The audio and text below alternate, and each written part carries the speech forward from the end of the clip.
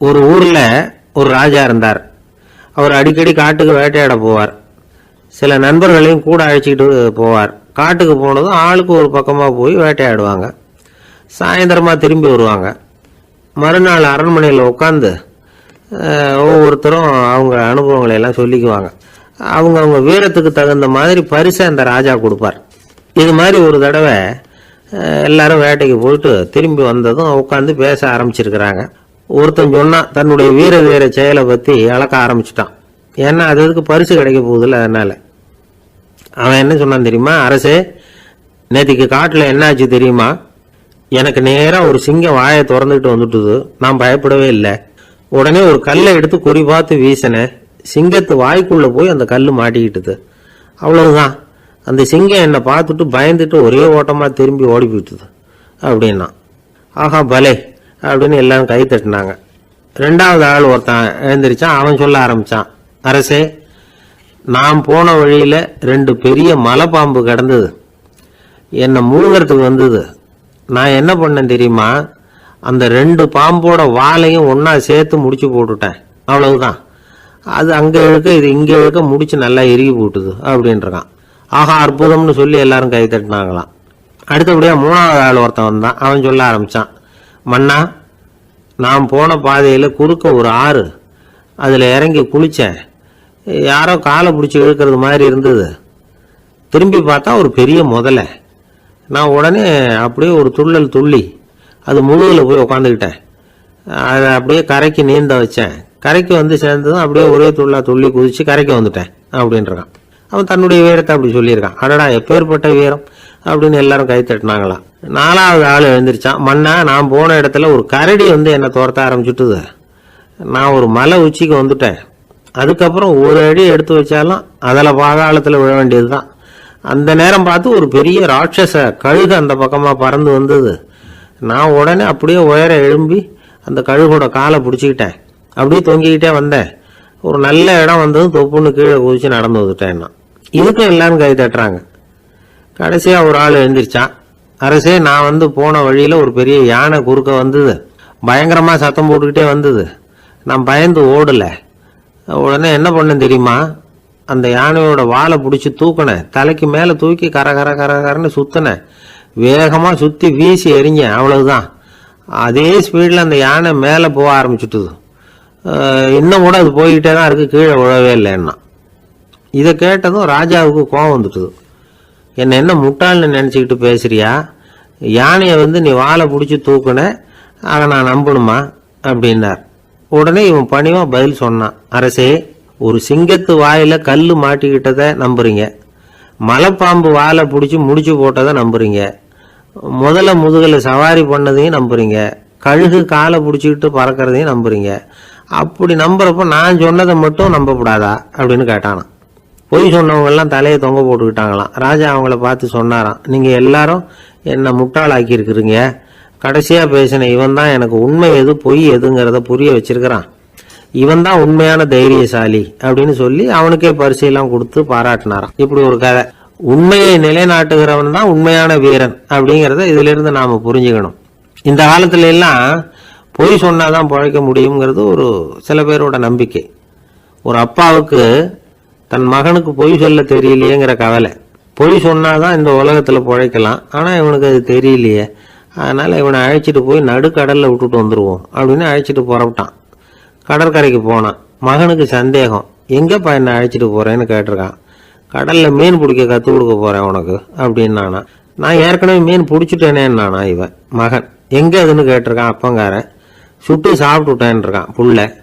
அப்பங்காரன் பார்த்தான், சரி நம்ம புள்ள பொழைச்சிக்கோ அப்படின்னு சொல்லி திருப்பி அழைச்சிட்டு வந்துட்டானா. இணை புரியாத 2 நண்பர்கள் இருந்தாங்களாம். 2 பேரும் விடாமல் சிகரெட்டு குடிக்கிறவங்க. அதில் ஒருத்தன் செத்து போட்டான். இன்னொருத்தன் அதுக்கப்புறம் 2 சிகரெட்டாக குடிக்க ஆரம்பிச்சானா. ஏன் இப்படி பண்ணுறேன்னு கேட்டிருக்காங்க. நான் ஒரு சிகரெட்டு தான் குடிக்கிறேன், செத்து போன என்னுடைய ஃப்ரெண்டு இருக்கானே செத்து போனவன், அவனுக்காக இன்னொரு சிகரெட்டு குடிக்கிறேன் அப்படின்னு நானா. இது ரொம்ப ஆபத்து, விட்டுடு அப்படின்னு சொல்லியிருக்காங்க. சரின்னு ஒத்துக்கிட்டான். ஆனால் அதுக்கப்புறமும் ஒரு சிகரெட் வீதமாக குடிச்சிக்கிட்டே இருந்தான். சிகரெட்டு பழக்கத்தை நீ இன்னும் விடலையான்னு கேட்டாங்களாம்.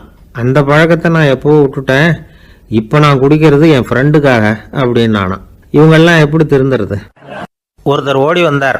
இன்னொருத்தரை பார்த்து, சார் உங்கள் சைக்கிளை ஒரு நாள் இரவல் கொடுங்களேன், பக்கத்து ஊருக்கு போயிட்டு வர வேண்டியிருக்கு அப்படின்னார். இவர் சைக்கிளை கொடுத்து பத்திரமா கொண்டுட்டு போங்கன்னார். சார் இதை பத்திரமா கொண்டு போகிறேன், கவலையே வேணாம், ஏன்னா இது உங்களோட சைக்கிள் அப்படின்னு நான் நினைக்கல, என்னோட சைக்கிளாக நினைக்கிறேன் அப்படின்னார்.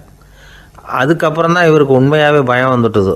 ஏன்னா அவர் சொன்னது மாதிரி அதை தன்னோட சைக்கிளாகவே நினச்சி தள்ளிட்டு போட்டால் என்ன பண்ணுறது? எது எதை நம்முடையதாக நினைக்கணுங்கிறதுக்கு ஒரு வரையறை இருக்குது. சில பேர் ஆஃபீஸையே வீடாக நினச்சி விட்றது உண்டு. அப்படிப்பட்டவங்க கூட வீட்டை ஆஃபீஸாக நினைக்கிறதில்ல. ஏன்னா வீட்டில் இவர் ஆஃபீஸராக நடந்துக்க முடியறதில்ல. இதெல்லாம் ஒரு பக்கம் இருக்கட்டும். இப்போ விஷயத்துக்கு வருவோம். பொறியியல் மேதை டாக்டர் விஸ்வேஸ்வரய்யா இருந்தார் இல்லையா, பாரத ரத்னா விருதெல்லாம் கொடுத்தாங்களே. ஆஃபீஸ் வேலை வேறு, சொந்த வேலை வேறு அப்படிங்கிறதுக்கு ஒரு உதாரணமாக இருந்தவர் அவர். மைசூர் மகாராஜா கிட்ட திவானாக இருந்தார். அவர் ஒரு நாள் அரசாங்க வேலை காரணமாக வெளியூர் போயிருந்தார். ஹாசன்கிற ஊருக்கு பக்கத்தில் ஒரு பயண மாளிகை, அங்கே தங்கிவிட்டார். ராத்திரி அங்கே தங்கி இருந்துட்டு விடிஞ்சதும் ஊருக்கு திரும்புறதாக திட்டம். ராத்திரி தூங்கிறதுக்கு ரொம்ப நேரம் ஆகிட்டுது. ரொம்ப நேரம் வரைக்கும் அரசாங்க சம்பந்தப்பட்ட வேலைகளையே பார்த்துக்கிட்டு இருக்கிறார். அரசாங்க ஃபைல்கள் நிறைய இருந்தது. அதையெல்லாம் ஒவ்வொன்றா எடுத்தார், படித்து பார்த்தார், பரிசீலனை பண்ணார். அதில் எழுத வேண்டியதை எழுதினார், கையெழுத்து போட்டார்.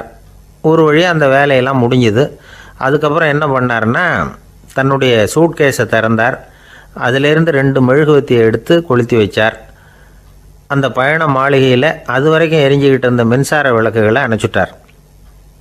அதுக்கு பிறகு அந்த மெழுகுவத்தி வெளிச்சத்தில் சில புத்தகங்களை தொடர்ந்து படிக்க ஆரம்பிச்சிட்டார். அந்த பயண மாளிகையில் பணியாளராக இருந்தவர் இதை பார்த்துட்டு ஓடி வந்தார். மறுபடியும் மின் விளக்கு போடுறதுக்காக போனார்.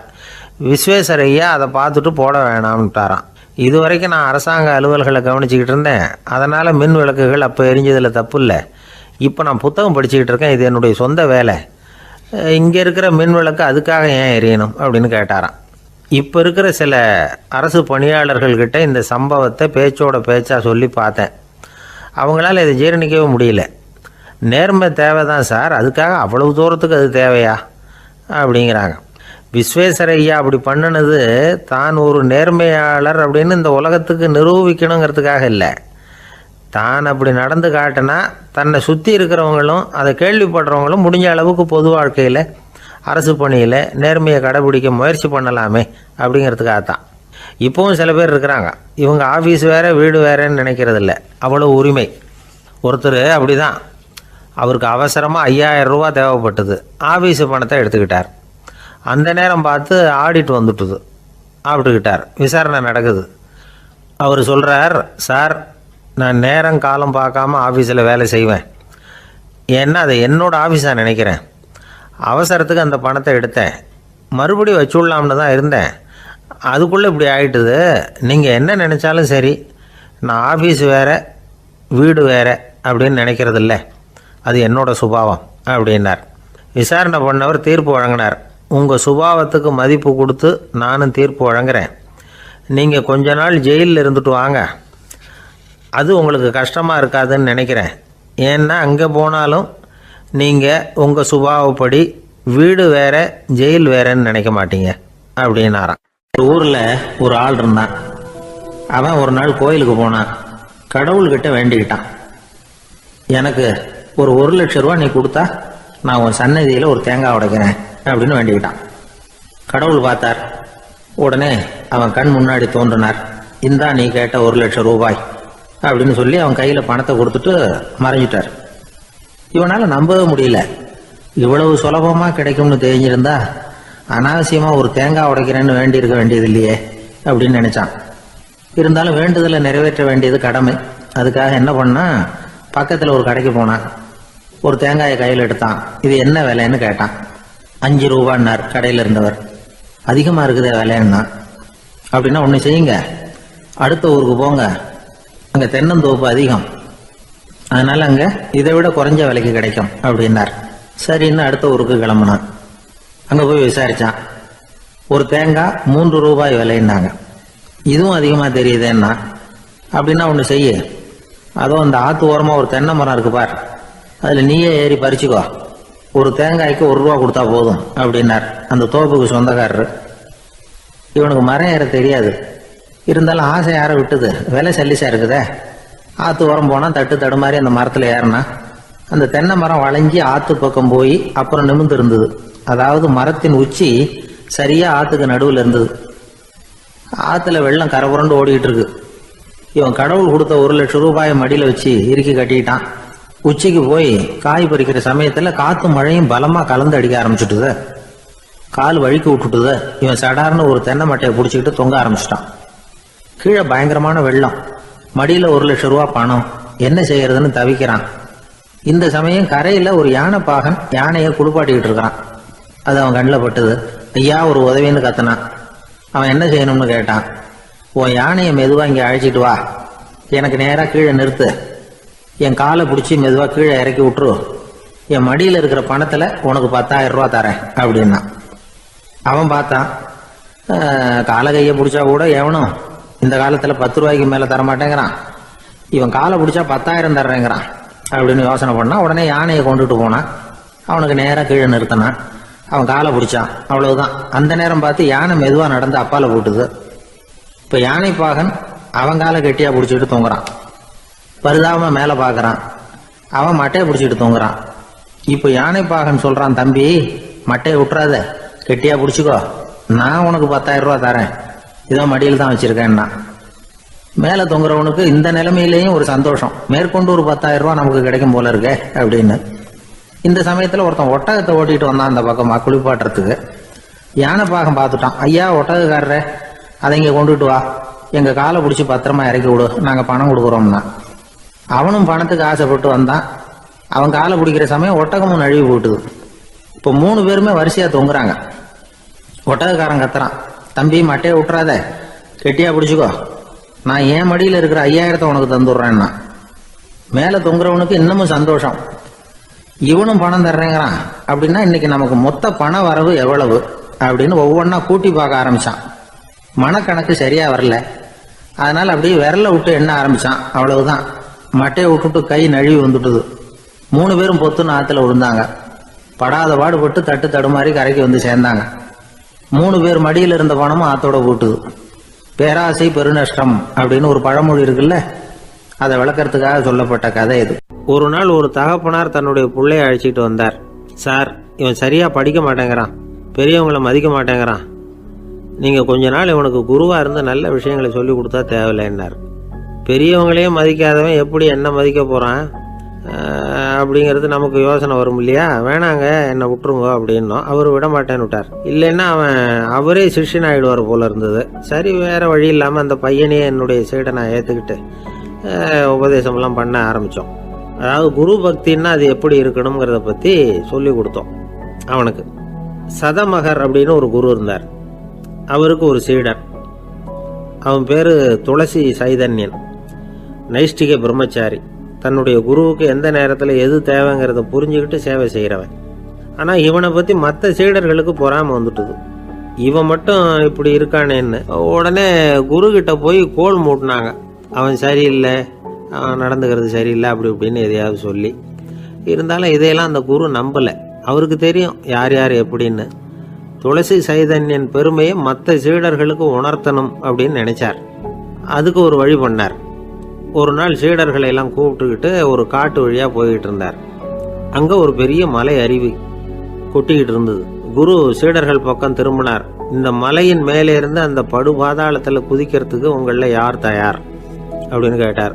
ஒரு சீடனும் ஆய திறக்கலை, ஒதுங்கி நின்றுக்கிட்டாங்க. பின்னாடி மூட்டை முடிச்சோடு வந்துக்கிட்டு இருந்தான் துளசி சைதன்யன். அவனை பார்த்தார். தப்பாருப்பா, நீ மேலே இருந்து அந்த அருவியில் குதி அப்படின்னார். அப்படியே செய்கிறேன் சுவாமின்னா ஓடி போய் பொத்துன்னு குதிச்சுட்டான். அடுத்த கணமே குருநாதர் தன்னுடைய யோக சக்தியால் பறந்து போய் அவன் கீழே விழுந்துடாமல் தாங்கி பிடிச்சி கொண்டுகிட்டு வந்துட்டார். மற்ற சீடர்களுக்கெல்லாம் ஒரு மாதிரி ஆயிட்டுது. அடுத்தபடியாக என்ன பண்ணலாம்னு யோசிச்சாங்க இவனை மாட்டி விடுறதுக்கு. ஒரு நாள் வெத்தலை அடிக்கிற ஒரு சின்ன உரலையும் உலக்கையையும் எடுத்து ஒளிய வச்சுட்டாங்க. சதமகர் சன்னியாசி இல்லை, அவர் வெத்தலை போடுவார். பல்லு சரியில்லை, அதனால் இடித்து தான் வெத்தலையை போடணும். திடீர்னு வெத்தலை பாக்கு கேட்டார். வழக்கமாக உரலில் இடித்து தர்றது தான் துளசியின் பழக்கம். உரலை தேடினா கிடைக்கல, என்ன பண்ணுறது? குரு கேட்டுவிட்டாரே, குரு சேவை தானே முக்கியம். என்ன பண்ணா, வெத்தலை பாக்க தன்னுடைய வாயில் போட்டு முன்னும் அதை எடுத்து அவர்கிட்ட கொடுத்துட்டான்.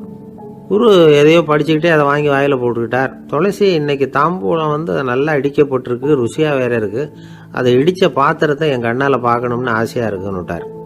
அதை மட்டும் அனுப்பி போய் நீ வர வேண்டான்னு வேற சொல்லிவிட்டார். இதை கேட்டதும் துளசி தவிச்சு போயிட்டான். இவன் போகாமல் எப்படி வாயை மட்டும் அனுப்பி வைக்க முடியும்?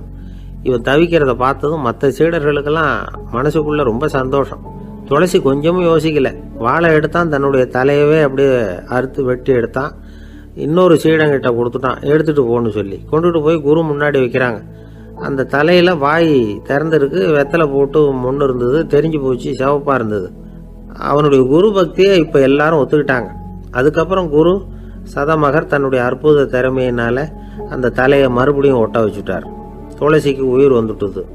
இப்படி ஒரு பெரிய கதை உண்டு. அதாவது துளசி சைதன்யன் அவனுடைய குரு பக்தி எப்படி அப்படின்னு கேட்டோம். ரொம்ப அபாரம் அப்படின்னு அந்த பையன் அடக்கமா, சும்மா விளையாட்டுக்காக தான் அப்படி அவங்ககிட்ட கேட்டோம். ஏன்பா உன்னுடைய குரு பக்தியை என்கிட்ட காட்டுறதுக்கு உன்னோட கழுத்தை நீயே அறுக்கணும்னு நான் சொன்னா அதை நீ செய்வியா அப்படின்னு கேட்டோம். என்னுடைய கழுத்தை வந்து நானே அறுக்க வேண்டிய அவசியம் இல்லை சார் அப்படின்னா அவன். ஏண்டான்னு, அதே காரியத்தை தான் இனிமேல் நீங்கள் தினமும் செய்ய போறீங்களே சார் அப்படிங்கிறான். ஒரு ரயில் வேகமாக போயிட்டு இருக்கு. அது ஒரு ரயில்வே ஸ்டேஷனில் கொஞ்ச நேரம் நின்றுது. அப்போ அதில் ஒரு ஆள் ஏறினார். தலையில் ஒரு மூட்டையை வச்சுருந்தார். மூட்டையை தலையில் சுமந்துக்கிட்டே உள்ளே வந்தார். மூட்டையை தலையில் சுமந்துக்கிட்டே ஒரு இடத்துல உட்காந்தார். ரயில் மறுபடியும் புறப்பட்டுது. இவர் தன் தலையில் இருந்த மூட்டையை கீழே இறக்கி வைக்கணும்ல, வைக்கல, சுமந்துக்கிட்டே வரார். எதிரில் உட்காந்துருந்தவர் கேட்டார், ஏங்க ஏன் இப்படியே உட்காந்துருக்குறீங்க தலையில் மூட்டையை வச்சுக்கிட்டு? மூட்டையை கீழே இறக்கி வைக்கலாமே அப்படின்னார். வேணாங்க, பாவம், தலையில் இருக்கிற மூட்டையை இறக்கி ரயிலில் வச்சா ரயிலுக்கு பாரம் அதிகமாக இருக்கும் அப்படின்னார் அவர். இப்படி ஒரு ஆளை பார்த்தா நமக்கு சிரிப்பு தான் வரும். ஏன்னா ரயிலுங்கிறது அந்த மூட்டையையும் சேர்த்து சுமந்துக்கிட்டு தான் போகுது. அவன் அந்த மூட்டையை தலையில் வச்சுருந்தாலும் ஒன்று தான், தரையில் வச்சுருந்தாலும் ஒன்று தான். அதனால் ரயிலுக்கு எந்த மாற்றமும் ஏற்பட போகிறதில்ல. அதே மாதிரி தான் நம்ம மனமும். இதுவும் ஒரு தேவையில்லாத சுமை, அனாவசியமாக சுமந்துக்கிட்டு இருக்கிறோம். இதை கீழே இறக்கி வச்சுட்டா வாழ்க்கை பிரயாணம் சுகமாக இருக்கும். ரயில் பிரயாணம் பண்ணுற அந்த ஆள் மூட்டையை சுமக்கிறான், வாழ்க்கை பிரயாணம் பண்ணுற நாம மனசை சுமக்கிறோம். இது ரெண்டுக்கும் எந்த வித்தியாசமும் இல்லை. மனசை கீழே இறக்கி வச்சுட்டா பாரம் இல்லாமல் வாழலாம், பறவைகள் மாதிரி பறக்கலாம், குழந்தைகள் மாதிரி கள்ளங்கபடம் இல்லாமல் வாழலாம். இந்த வெளி உலகத்தில் நாம் நிலை பெற்று இருக்கணும், வேரூன்றி இருக்கணும். அதே சமயம் நம்முடைய உள்வெளியில் ஆன்மீக வாழ்க்கையில் பாரம் இல்லாமல் இருக்கணும். அப்போ பறக்கணும், நதியை போல் ஓடணும், மிதக்கணும், பயணம் சுகமாக இருக்கும், களைப்பு தெரியாது, கவலை தெரியாது. ஒரு சீடன் போதி தர்மரை நாடி வந்தான். குருவே, நீங்கள் என்ன வெறுமையாக இருக்க சொன்னீங்க, நான் இப்போ மறுபடியும் வெறுமையானவன் ஆகிட்டேன், அதனால் இப்போ என்ன செய்ய சொல்கிறீங்க என்ன அப்படின்னு சொல்லி நின்னான்.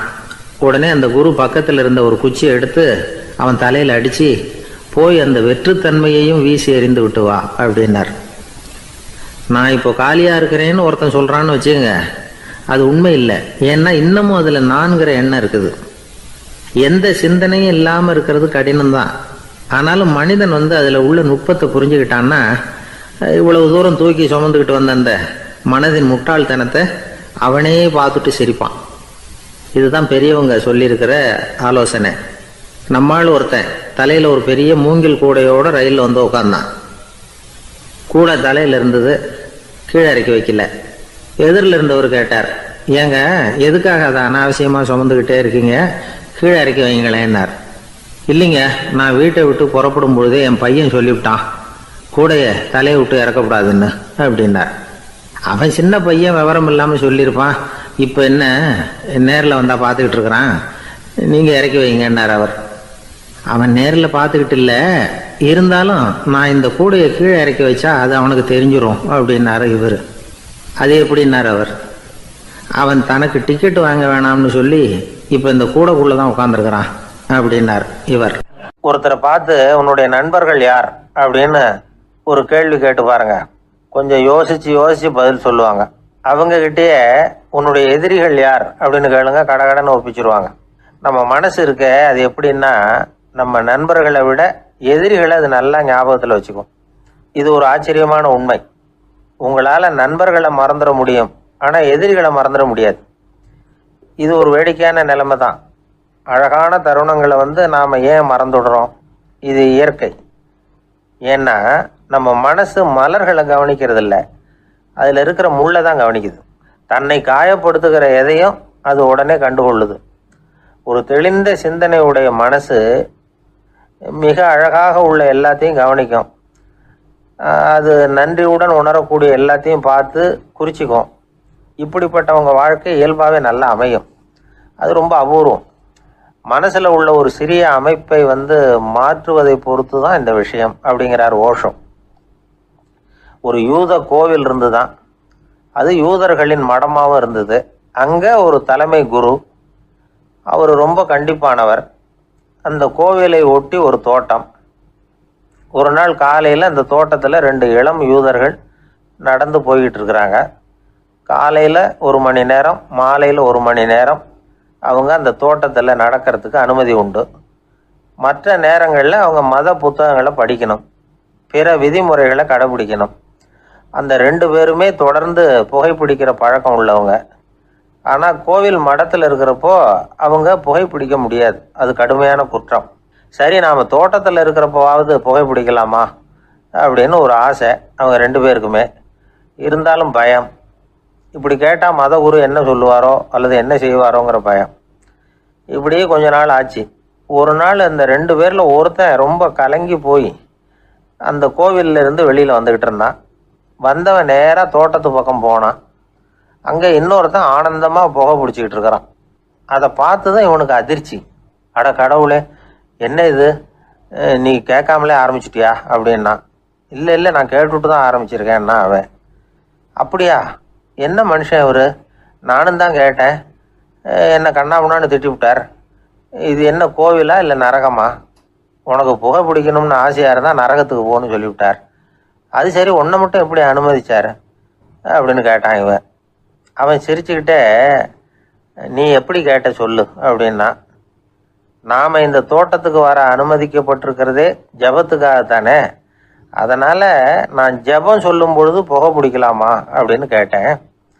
அதுக்கு தான் அவர் சத்தம் போட்டு என்னை அடிக்கவே வந்துட்டார் அப்படின்னா இவன். நீ ஒரு மாதிரியாக கேட்டிருக்க, நான் வேற மாதிரியாக கேட்டிருக்கிறேன். ஜெபம் சொல்லும்போது புகை பிடிக்கலாமான்னு நீ கேட்டிருக்க. ஐயா, புகை பிடிக்கும் பொழுது ஜபிக்கலாமா அப்படின்னு நான் கேட்டேன். அதில் தப்பு ஒன்றும் இல்லை அப்படின்னு பதில் சொல்லிட்டார் அப்படின்னா. ஒரு சிறிய மாற்றம்தான் அது மிகப்பெரிய மாறுதலை ஏற்படுத்தி விட்டது. மனசு நல்ல விதமாக சிந்திக்க ஆரம்பிச்சுட்டுதுன்னா மகிழ்ச்சிக்கு பஞ்சம் இல்லை. ஒரு கஞ்சன் ஆற்றுல விழுந்துட்டான், வெள்ளத்தில் தத்தளிச்சுக்கிட்டு இருக்கிறான். கரையில் நின்ன ஒருத்தர், உன் கையை கொண்டா இப்படி பிடிச்சி இழுத்து கரையில் சேர்த்து விடுறேன்னார். எதையும் கொடுத்து பழக்கம் இல்லாத அவன் கையையும் கொடுக்க மாட்டேன்னுட்டான். இவர் பார்த்தார், உன் கையை கொடுன்னு சொல்கிறதுக்கு பதிலாக நான் என் கையை கொடுக்குறேன் பிடிச்சிக்கோ அப்படின்னார். அவன் கப்புன்னு பிடிச்சிக்கிட்டான், இழுத்து கரையில் போட்டார். இந்த உலகமே ஒரு நாடக மேடை, நாம் எல்லாரும் நடிகர்கள். இது ஞானிகள் சொல்கிறது. இது ஒரு பக்கம் இருக்கட்டும். இந்த உலகத்துக்குள்ளே எத்தனையோ நாடக மேடைகள், எத்தனையோ நடிகர்கள், எத்தனையோ நாடகங்கள். இதெல்லாம் எப்படி ஆரம்பமாச்சு? அதுதான் இன்னைக்கு தகவல். அதாவது ஆதி மனிதன் பேச ஆரம்பிக்கிறதுக்கு முன்னாடி சைகையாலேயே எல்லாத்தையும் சொல்லிக்கிட்டு இருந்தான். அதனால் அப்போவே நடிப்பு ஆரம்பமாயிட்டுது. முதல்ல ஒரு வேட்டையைத்தான் அவன் நடித்து காட்டியிருப்பான். இவன் எப்படி போனான், எதிரில் மிருகம் எப்படி வந்தது, அதோடு எப்படி சண்டை போட்டான், எப்படி அடித்து கொண்டுகிட்டு வந்தான், இதை அப்படியே மற்றவங்களுக்கு நடித்து காட்டியிருப்பான். ஏன்னா மொழி கிடையாது. இந்த காலத்துலலாம் நாடகங்களில் நடிக்கிறவங்கள நடிகர்கள்ங்கிறோம். ஒரு காலத்தில் இவங்களுக்கு என்ன பேர் தெரியுமா? திஸ்பியர்கள் அப்படின்னு பேராம். இதுக்கு காரணம் உண்டு. அதாவது 2000 வருஷத்துக்கு முன்னாடி கிரீஸ் நாட்டில் திசிபியஸ் அப்படின்னு ஒரு ஆள் இருந்தான். அவன் ஒரு பெரிய நாடக கலைஞன். அவன் சில இளைஞர்களை சேர்த்துக்கிட்டான், பயிற்சி கொடுத்தான், நாடக குழுவை உருவாக்கினான். நடிகர்களையும் நாடகத்துக்கு தேவையான பொருள்களையும் ஏற்றிக்கிட்டு போகிறதுக்கு ஒரு வண்டியையும் தயார் பண்ணான். அந்த வண்டியிலேயே அவன் கிரேக்க நாடு பூராவும் சுற்றினான். ஊர் ஊராக நாடகம் போட்டான். ஒரு ஊருக்கு போனதும் அங்கே நாடகம் நடத்த தியேட்டர் இருக்கா அப்படிங்கன்னெல்லாம் பார்க்கறது இல்லை அவன். ஏன்னா அப்போலாம் தியேட்டர்னா என்னென்ன தெரியாது. நாடகம்னா அது ஒரு மூடிய கொட்டைக்குள்ளே தான் நடத்தணுங்கிறது அப்போ யாருக்குமே தோணலை. இந்த வண்டி போகும், அதுவே ஒரு பகுதி அப்படியே ஒரு மேடை மாதிரி விரிச்சிக்கும். அதில் ஏறி நின்றுக்கிட்டு நாடகத்தை நடித்து காட்டுவாங்களாம். மக்கள்லாம் எதிரில் தரையில் உட்காந்து அதை பார்த்துக்கிட்டு இருக்கிறது. உலகத்தின் முதல் நடமாடும் தியேட்டர் இதுதானா. இந்த திசைபிஎஸ் தான் முதலாக உலகத்தில் நாடகம்ங்கிற பொழுதுபோக்கை நடத்தி காட்டினவன் அப்படின்னு சொல்கிறாங்க. அவன் சொந்தமாக நாடகம் எழுதுனா, நடித்தான், நாடகத்தை இயக்கினான்.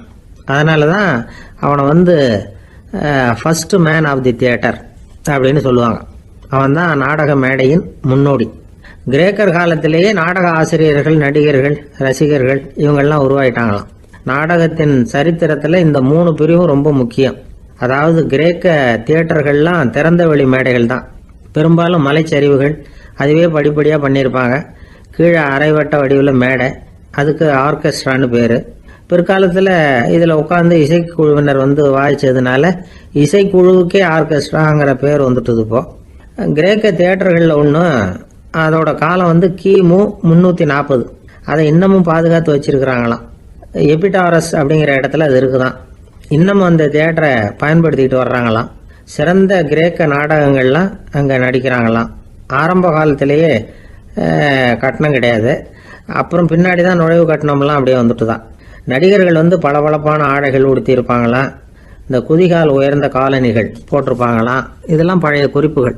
பலவிதமான உருவங்களில் மாஸ்க் அப்படின்னு சொல்லப்படுற முகமூடி. அதனால் ஒரே நடிகர் பல வேடங்களில் நடிக்கிறது உண்டான். ஆரம்பத்தில் பெண் நடிகர்கள் கிடையாது, எல்லாம் ஆண் நடிகர்கள் தான். ரோமானியர்கள் தான் முதல் நிரந்தர நாடக மேடையை கட்டினவங்க.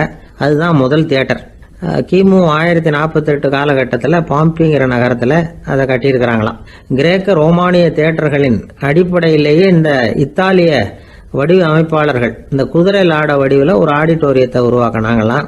இப்படி அதை பற்றி நிறைய தகவல் இருக்குது. 1576 லண்டனில் இந்த வின்ஸ்பர்ரி, அப்புறம் இந்த பில்ட்ஸில், அப்புறம் ஜேம்ஸ் இப்படிங்கிற ஒரு முயற்சியால் தான் இங்கிலாந்தில் முதல் தியேட்டர் உருவாச்சான். அப்படி ஒருத்தர் இருந்தாராம். உலக நாடக மேடையின் வரலாறு இதுதான். அதாவது இப்பெல்லாம் அறிவியல் வளர்ச்சி அதிகமாயிட்டுது. திரைப்படம், தொலைக்காட்சி எல்லாம் வந்தாச்சு. ஒவ்வொரு வீடுமே ஒரு குட்டி தியேட்டர் மாதிரி ஆயிட்டுது. தொலைக்காட்சி முன்னாடி உட்காந்து எழுந்திருக்கவே மனசு வர்றதில்லை. ஒரு அம்மா ஒரு மனோதத்துவ டாக்டரை தேடிட்டு வந்தாங்களாம் இந்த காலத்தில். டாக்டர், எங்கள் வீட்டுக்காரர் எப்போ பார்த்தாலும் டிவி முன்னாடி உட்காந்துக்கிட்டு அதையே வெறிச்சு பார்த்துக்கிட்டு இருக்கிறார், உத்து பார்த்துக்கிட்டு இருக்கார், எனக்கு சந்தேகமாக இருக்குன்னாங்களாம். இது மனக்கோளாறு இல்லைங்க, ஆர்வக்கோளாறு, அவ்வளவுதான், இதுக்காக பயப்படாதீங்கன்னாராம் டாக்டர். அப்படி இல்லை டாக்டர், டிவி ஓடும் பொழுது நாம் எல்லாம் அதை பார்க்குறோம் சரி, ஆனால் அவர் அப்படி இல்லை, டிவியை நிறுத்தினதுக்கு அப்புறமும் அதையே உத்து பார்த்துட்டு உட்காந்துருக்கிறார், அதனால தான் சந்தேகப்பட்டு உங்ககிட்ட வந்தேன் அப்படின்னாங்களாம். பந்திக்கு முந்தர ஆசாமிகள் நம்மள பல பேர் உண்டு. அப்படி முந்தறதுக்கு கூட முயற்சி பண்ணுறவங்க நிறைய பேர் இருக்கிறாங்க. இதில் என்ன ஒரு விஷயம்னா, பந்திக்கு முந்தறது கூட தப்பு இல்லை. ஆனால் அப்படி ஒரு விருந்தில் ஆளாக போய் உட்காந்து சாப்பிட்டா கூட வெளியில் வர்றப்ப என்ன பெரிய விருந்து வச்சுட்டான், சாம்பாரில் உப்பு இல்லை, ரசத்தில் காரம் இல்லை அப்படின்னு குறை சொல்லிகிட்டே வர்றது இருக்கு பாருங்க, அது சரியில்லை, நாகரிகமும் இல்லை. கல்யாண பத்திரிகையில் என்ன போட்டிருக்குது, என் பொண்ணுக்கும் இன்னார் பையனுக்கும் கல்யாணம், எல்லாரும் குடும்பத்தோடு வந்திருந்து மணமக்கள் ஆசீர்வதிக்கணும், இப்படி தானே போட்டிருக்கோம். குடும்பத்தோடு விருந்து சாப்பிட்டு சாப்பாடு எப்படி இருக்குன்னு அபிப்பிராயம் சொல்லிவிட்டு போங்க அப்படின்னா போட்டிருக்கு கல்யாண பத்திரிகையில். ஒருத்தர் வீட்டு விசேஷத்துக்கு போயிருக்கோம்னா எவ்வளவோ அசௌகரியங்கள் நமக்கு ஏற்படலாம். ஏராளமான கூட்டம் வந்திருக்கும். எல்லாரையும் அவங்க தனித்தனியாக கவனிச்சுக்கிட்டு இருக்க முடியாது. நாம தான் அனுசரித்து நடந்துக்கணும். நாமளா போய் வாழ்த்த வேண்டியவங்களை வாழ்த்தி விட்டு சேரணும். அதை விட்டுட்டு பத்திரிக்கை கொடுத்தானேன்னு போனேன், கவனிப்பே சரியில்லை அப்படின்னு புலம்பிக்கிட்டு இருக்கக்கூடாது.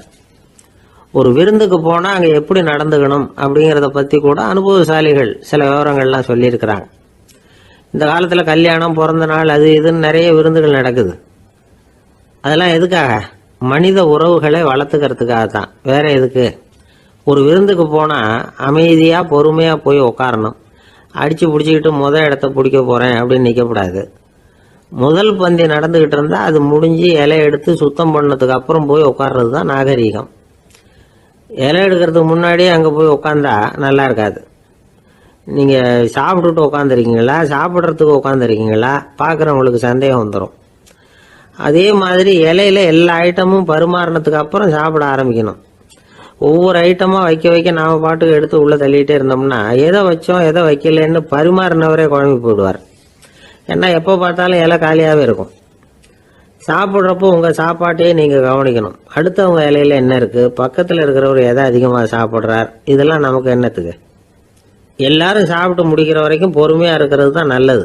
நீங்கள் மட்டும் திடீர்னு பாதியில் எழுந்திரிச்சு பக்கத்தில் இருக்கிறவங்களுக்கு சங்கடமாக இருக்குமேங்கிறதெல்லாம் யோசிக்காமல் நீங்கள் பாட்டு எழுந்திரிச்சு போகக்கூடாது. பக்கத்தில் உள்ளவங்க உங்களை எழுந்திரிக்க சொன்னால் எழுந்திரிச்சு போகலாம். விருந்துகளில் சாப்பாட்டை வீணாக்கிறதே ஒரு நாகரிகமாக போட்டுது இந்த காலத்தில். சாப்பாட்டுக்கே கஷ்டப்பட்டுக்கிட்டு பல பேர் இந்த உலகத்தில் இருக்கிறப்போ சாப்பாட்டை வீணாக்கிறது எவ்வளோ பெரிய மோசங்கிறத நினச்சி பார்க்கணும்.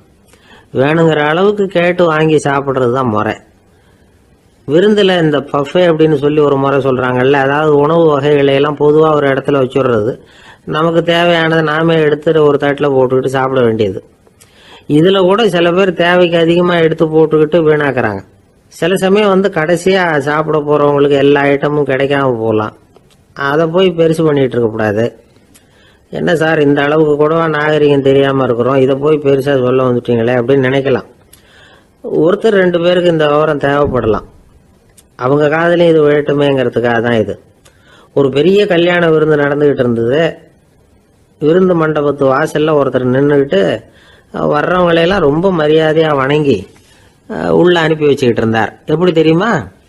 வர்றவங்க கையெல்லாம் பிடிச்சி முத்தம் கொடுத்து அதுக்கப்புறம் உள்ளே அனுப்பி வச்சுக்கிட்டு இருந்தாராம். கூட்டம்லாம் முடிஞ்சதுக்கப்புறம் அவர்கிட்ட போய் கேட்டிருக்கிறாங்க, சார் நானும் எவ்வளவோ விருந்துகளுக்கு போயிருக்கிறேன், இருந்தாலும் இவ்வளவு மரியாதையாக வர்றவங்க கைக்கெல்லாம்